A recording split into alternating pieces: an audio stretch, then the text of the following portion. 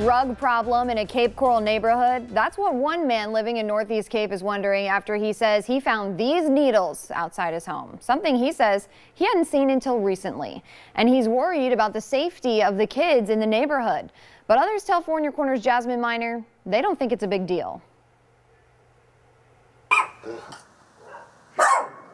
Jim Weaver was walking his dogs when he came across something he hadn't seen before. I mean, God forbid a kid got a hold of it, stabbed themselves. With these needles, he means. He found them in a nearby lot across from his house. At first, he says he didn't think anything of it, so he threw them away, only to find 2 more a few days later, and comments on social media told him he wasn't the only one. There were some reactions. Yeah, we're finding it here, we're finding it there, so we got some concern out of it. But other neighbors say sometimes trash flies off garbage trucks as they make their way through the neighborhood.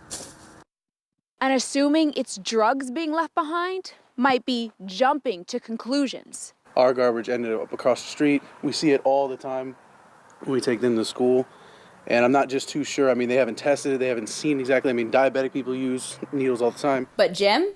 I know people that are health conscious and diabetics, and they're fastidious about how they get rid of the needles. And for him, bringing awareness to the issue is personal. When finding the needles brought back old memories. I had a friend who overdosed, and he shot in my mind.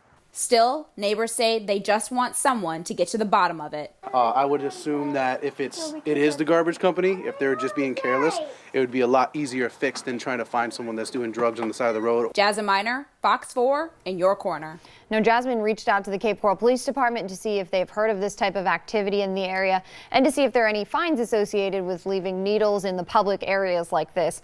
We'll let you know when we hear back.